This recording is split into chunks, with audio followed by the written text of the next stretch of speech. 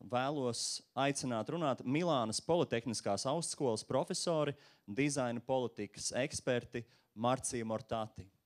Tātad mums ir bijušas 2 runātājas no Lielbritānijas, un tagad es ceru, ka mēs redzēsim kaut ko dienvidniecisku itāļu izpildījumā.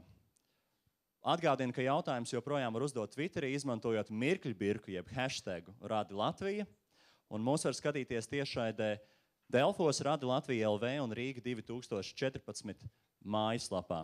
Tātad pirmajā Ideju vingrotavā mums vēl 2 prezentācijas, un pēc tam mums būs pavisam īsa kafijas pauze, un tad ķersimies klāt 2. Ideju vingrotavai, kurā man pievienosies Miķelis Baštiks no grafiskās studijas Asketika. Tagad vārds Marcijai. Here you go. Thank you. Thank you. Good morning, everyone. It's a very real pleasure for me to be here today. And before starting, I'd just like to say a few words, and I also have a confession to make, just like Anna. And this is that I am a designer. And more than that, I'm a design researcher.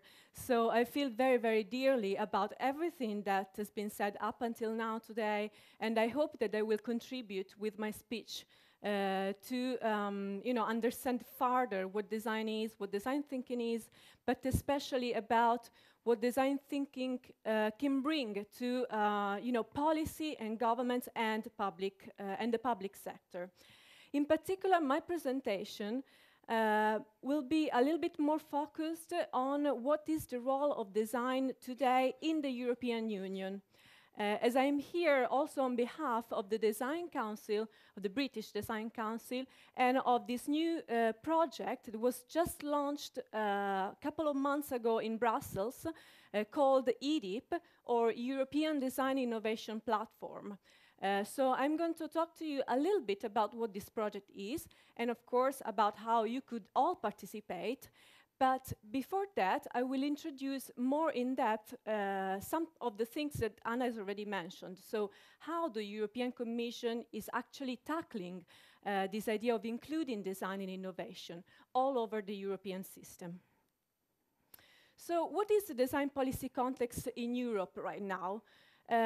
First of all, we should say, and we should stress, that this is a quite young context, because as you can see, the first official act of the European Commission to include design in policies, and in particular in innovation policies, was in 2009.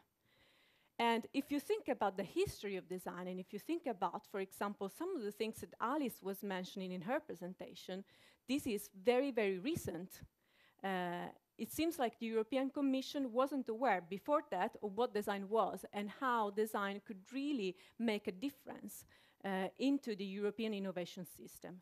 And this is especially because, as we all know very well, previously the focus of governments was on technological innovation and R&D.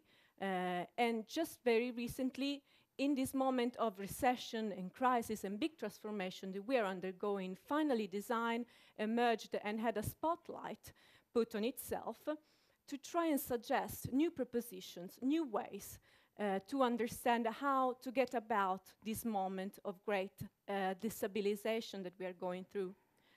So after 2009, the European Commission has finally started to take some crucial steps into bringing design at the forefront of a new idea of innovation, integrating and of course not substituting what was meant for innovation up until then. And in particular, Innovation Union, the flagship initiative of Europe 2020, has been the very first official document in which the European Commission has acknowledged the importance of design. And even more than that, it has acknowledged the importance of understanding design, which is one of the reasons why I think this is a perfect place to talk about these things.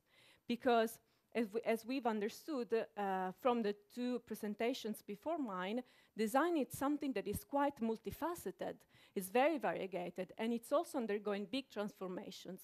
So we should not take for granted what design is and what design can do.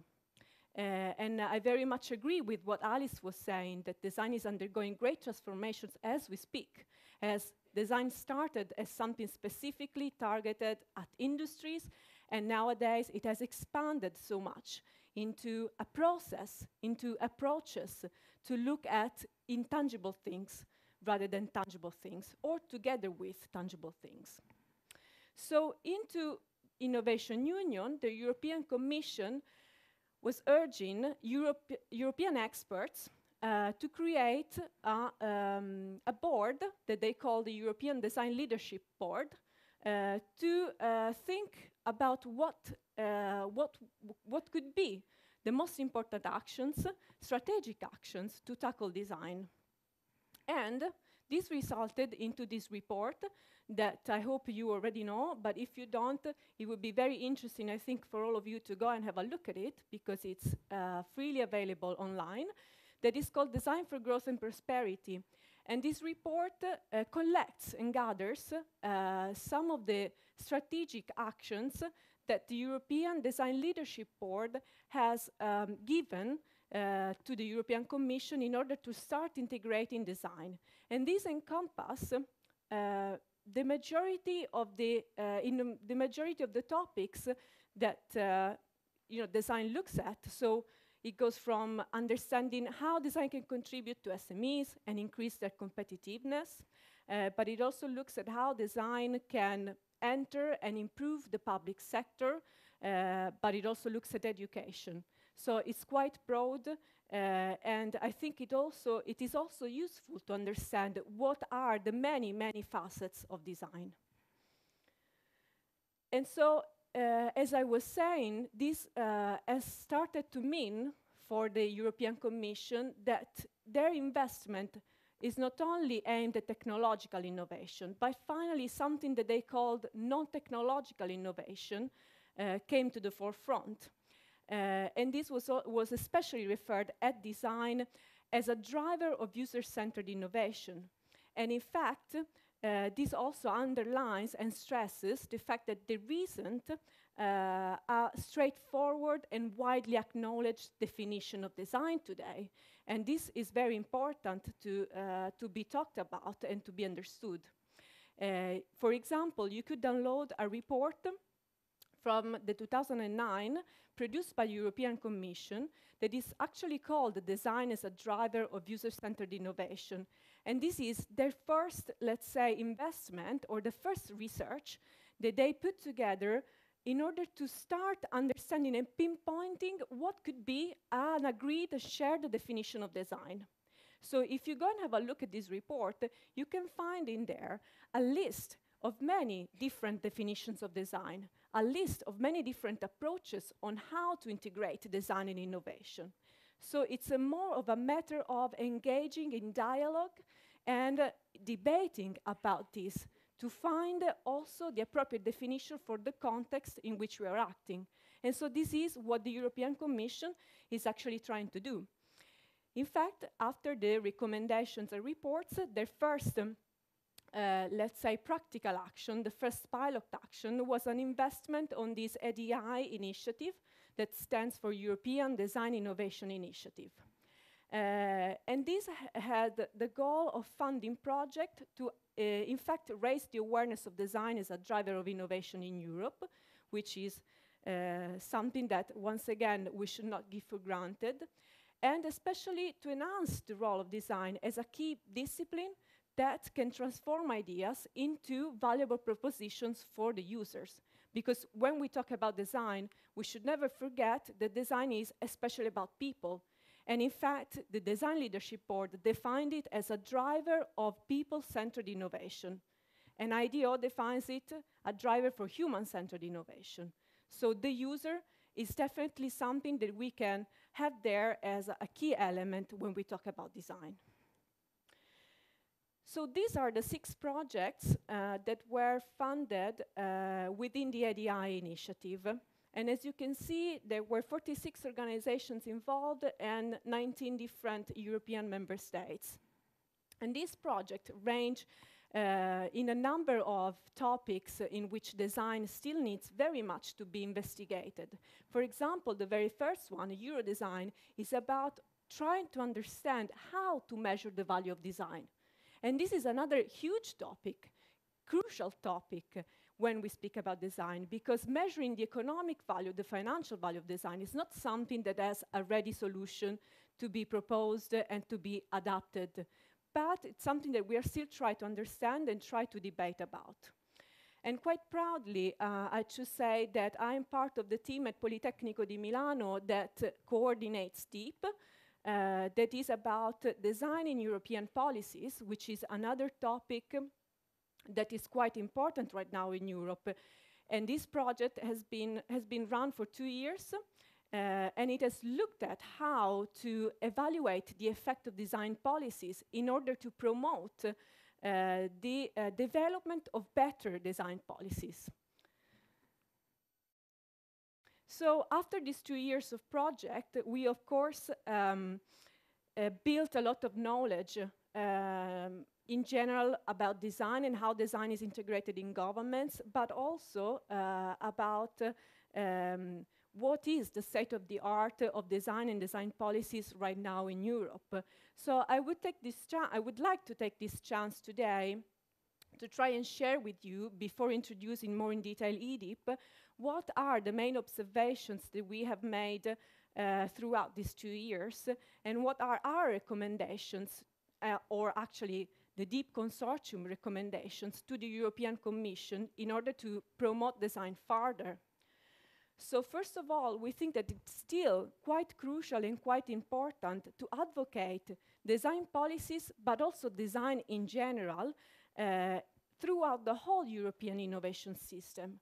And this means that design should be advocated in many different ways and at many different levels, not only at the level of enterprises, which is right now the main focus of the European Union, and which is obviously a quite important and very key target user, but also at the level of the public services and the public sector overall.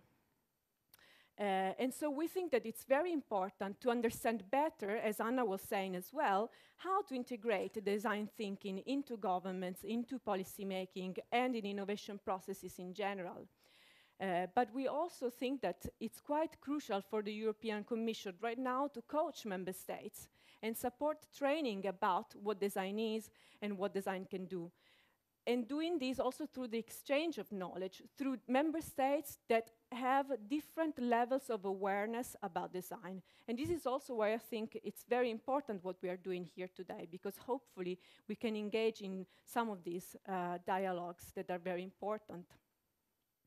Even more important, we think that it's quite crucial today to build an evidence base to understand what design innovation is. And what we mean by evidence-based is not only about narratives or stories, which are of course very important to be, replicated and to learn and to adapt to new contexts, but we also mean data, data that can in some ways show what is the effect of design. And this is a very important challenge that we are undergoing, because first of all, the question that we should ask ourselves about this is, what is the relevant data to understand the value of design? Because this data is probably not only economic or financial, it's not only investment, but we know, and we've heard this morning, that design acts on many different levels: a social level, an emotional level, an environmental level. So what is the real effective data that we can collect to prove what design can do, to improve and be that agent of change? Oh, sorry, I'm running very late. So I'll go very, very quickly. The third point would be about strengthening the design sector itself. And we should not forget, when we talk about design sector, that we should include publishing houses, museums, magazines, and not only the design professionals or the design research world, where we put the word design in front of. And the last one is to actually foster an evaluation culture about design, which we think is quite crucial in order to really advocate what design can do. So the last part of my presentation is about EDIP and sharing with you this design-driven innovation platform that we are trying to build. And I'm very sorry that I'm running late because it's quite important for us to share this. But of course, the main points of building this platform is to actually involve the whole community around Europe to to interact, to engage, to participate, to debate about what design is and what design can do, how design can be integrated in different contexts. And in order to do this, we are trying to build a web-based platform that we are still planning and deciding, and also a program of engagement that is mainly aimed at 3 targets that are the 3 main targets of the project: policymakers, enterprises, and the public sector. So EDIP is going to be based mainly on a web platform around which the online communities will rotate and will revolve. But the real core is obviously not the web platform itself, but is the communities or the people that will come and subscribe to the platform and engage in dialogue and share their experience. Of course, the consortium that I'm representing today is very big, and I think that you can find all of this information online, so since I'm running late, I will not enter into the details of that. And the most important thing is that our vision for this platform is not to create a library or a static repository of resources that you can find through any searching engine, but we would like to create an environment for dialogue, for engagement, and participation. So, of course, EDIP will deliver a lot of things, and is made of work packages as any European project, and in particular, us at Politecnico di Milano are running the work package aimed at engaging policymakers. So any of you who's interested in knowing more can come and talk to us, and we'll be very glad to share ideas with you. And last, for sure, we would like to have all of you register to our platform and participate into the project, because this is going to run for 3 years. It has just started, so everything is going to be for the future, and your participation and registration to the address designplatform.eu would be very welcome. Thank you. Thank you very much.